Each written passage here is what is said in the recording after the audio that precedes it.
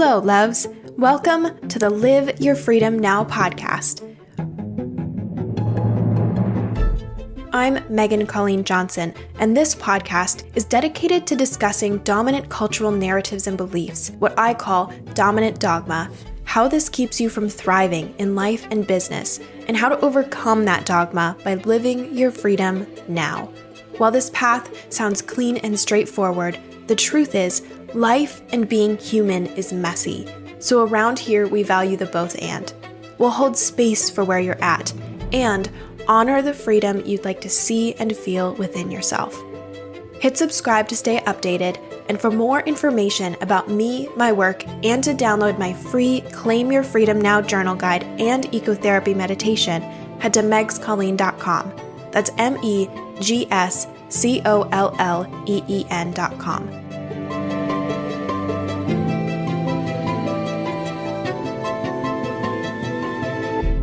Episode 27, Self-Trust. Hello, free thinkers. Today I am writing to you from a little corner in a bustling coffee shop in Washington, D.C.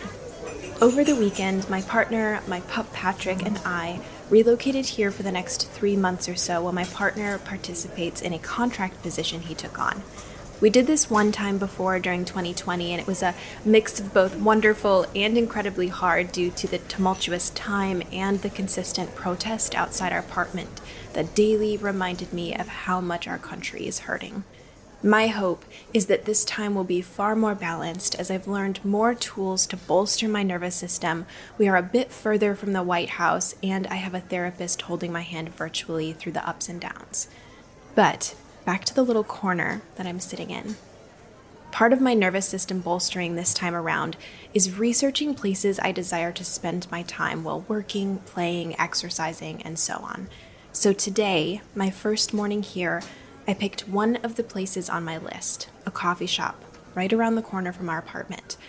I took my time getting ready this morning. I got the dog settled in with all his security items to support his little nervous system, and now I'm enjoying a latte and overpriced but delicious avocado toast to start this 3 months off on the best foot possible. I'm sitting at a bar-like structure with a marble countertop. My avocado toast is off to my right. My latte is on my left. My feet are dangling off the stool I'm sitting on, but crossed at the ankle to provide a sense of energetic boundaries and security in my system. My purse is on the stool next to me, and I have a clear view through the length of the coffee shop and out to the sunny street outside. As I take a moment to ground into the present moment and orient to my surroundings, I invite you to do the same. We are covering a beautiful practice today, the practice of self-trust, and that practice begins here, in this moment, noticing where you are, what is true for you. And today, perhaps add in a self-reflection, asking, what do I need? How can I meet that need? This may look as simple as my practice of noticing I felt a bit floaty and ungrounded, then allowing my ankles to cross to provide an energetic boundary and sense of security.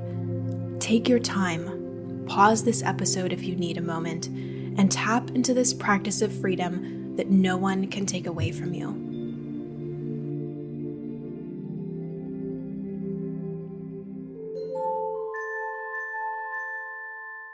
Today is the third week of our 5-week journey through each of the 5 practices of freedom. So as you listen to this podcast, you can not only evaluate the dominant dogma I'm sharing about in the latest episode, but you can integrate this practice into your daily life, evaluating the dominant dogma in your world, then intentionally choosing how you desire to embody the freedom you crave. These 5 practices have been crafted over the past 4 years while I have mapped my own journey along with the pathway I noticed from each of my coaching clients. It's a cyclical pathway where you shift your perspective from the dominant dogma surrounding you, reclaim inner capacity, and cultivate new, more expansive pathways to move forward. The practices can loop and overlap, and because of this, there is no right or wrong way to engage on this journey. utilize the practices as they feel good for you. And remember, the primary goal is to always live your freedom right here, right now. Take what serves you, leave the rest, and always put your safety first. The third practice, self-trust. So much of the modern Western culture values thinking over feeling. You have likely been conditioned to believe that your mind and body functions separately. Even at a subtle, undetectable level, you have learned to live from a more disembodied state, pushing through each day and relying on external expectations instead of trusting the sensations your body shares. In essence, you've been taught to distrust yourself. This can cause acute instability and pain, which often manifests both mentally and physically because you are unable to meet your own needs or call out the things which are causing you harm. This type of experience causes each one of us to develop our shadow self and our ego. However, finding your freedom and separating from dominant dogma allows for a reconnection to your essence by listening to those parts of you that have kept you safe, but that are no longer needed in the same way. This freedom journey and this practice of self-trust includes developing a line of communication to your ego, integrating your shadow self, and allowing your true essence to be seen.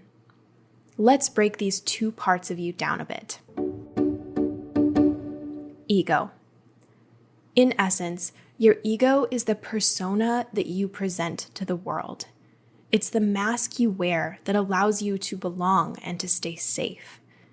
In saying that, this may sound negative and you may feel defensive thinking, I don't do that. I try to be authentic and be myself no matter what, which may be true. However, this ego part of you, it's not bad.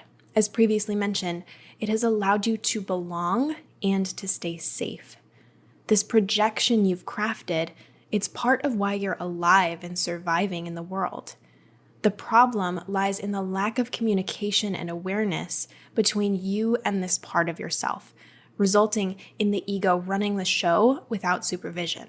This can then cultivate a sensation of losing yourself, feeling like you don't even know what you want anymore, feeling a lack of integrity between your values and your actions, and more. However, the exciting part of this is that just by listening to this episode, you are already becoming more aware of your ego, and thus you can begin to notice this part of yourself and determine if it's working in your favor and in a way that feels good inside and out. This is a huge part of self-trust. When you can direct your ego with intentionality, you develop a congruence between your inner and outer worlds, resulting in deep inner peace and alignment. Breathe that in for a minute. Even thinking about that feels good, right? Now, for this practice of self-trust, I encourage you to not necessarily take action towards anything yet. Instead, simply notice your ego. Notice where you have felt misalignment and ask yourself if this may be due to your ego acting without inner consent. Next, let's break down the shadow self and its role in this self-trust practice and on your personal freedom journey. Shadow self. Your shadow self is the flip side of your ego. It's made up of all the parts of you that were cast aside by your ego so that you can stay safe and belong. It's as though your ego said, okay, when we express anger, we get reprimanded and punished. So that's not okay. Anger, you are hereby ostracized to our shadow. You don't get to have a say anymore. It's this catch-all space within you where your rejected parts get placed in prison.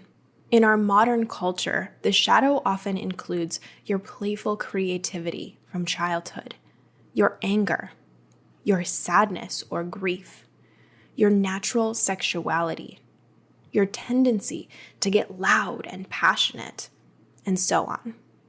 Additionally, the shadow self likely includes what has been called your inner child or inner children. versions of you that desired love and affection, but that did not have their needs met. Little selves who were perhaps told they were too much, too hyper, too quiet, not energetic enough, too needy, etc., etc., etc. Richard Schwartz calls these parts within internal family systems and has crafted a unique psychotherapy specifically crafted to help people heal by accessing and loving their protective and wounded inner parts. Simply put, his practice is shadow work. It's a practice which invites all parts of you to the table so they can be seen and heard, with your essence at the forefront, guiding the conversation, tending to the wounded parts, and integrating your shadow so you can live whole and free. And that is what these 5 practices of freedom are for as well. But more specifically, what this practice of self-trust is about. Inviting all parts of you to the table, your inner children, your ego, your shadow, and listening to these parts, trusting that at one time they served you, and they may simply need to be redirected. Or they may have an unmet need that now, as an adult, you can meet. You can reconnect with your whole self, your essence, and allow your emotions to flow through you. You can start to unravel the stories you treated like fact your entire life and move forward with aligned action that reflects actual truth. You can trust how you feel, what you think, and how you sense the world and others around you. Tune into that trust. Believe yourself. Your experience on this planet is yours, no one else's. Let's get to know you. As you begin or return to self-trust in your own life, here are a few journal prompts to support your journey. Journal prompts. Begin this practice by tapping back into you. 1. What do you most value in the world? 2. What makes you feel whole? 3. When do you feel like your best self? 4. Why are you an incredible friend?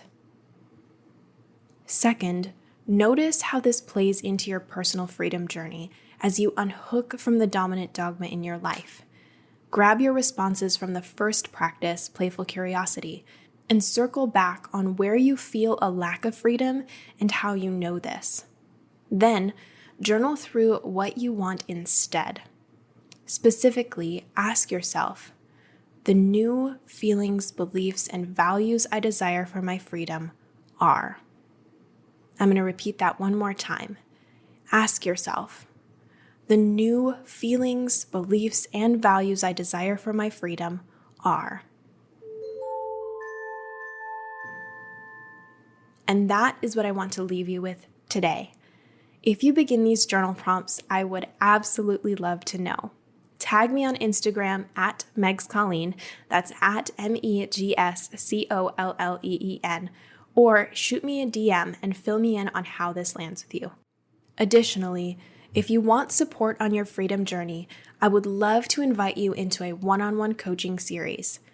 Typically, I start coaching folks for a period of 3 to 6 months where we meet bi-weekly via Zoom or phone call, and in each call, we may enter into a beautiful mix of honoring the past, tending to the present, and ultimately cultivating beautiful capacity within you so you can embrace your most free self and go after the goals you desire for yourself. Whether you are struggling with anxiety, navigating a life change, or breaking free from toxic dominant dogma, I'm here to facilitate breakthroughs and coach you step by step so you can embody your freedom right here and now. You can learn more about my one-on-one coaching and book a free clarity call at megscolleen.com. All right, I'll see you next week. Freedom is yours. Thank you for joining me for another Live Your Freedom Now podcast episode. If you enjoyed this episode, I'm always so grateful for a 5-star rating, And you can learn more about me, my work, and download my free Claim Your Freedom Now journal guide and ecotherapy meditation at megscolleen.com. That's megscolleen.com. I'll see you next time, and as always, freedom is yours.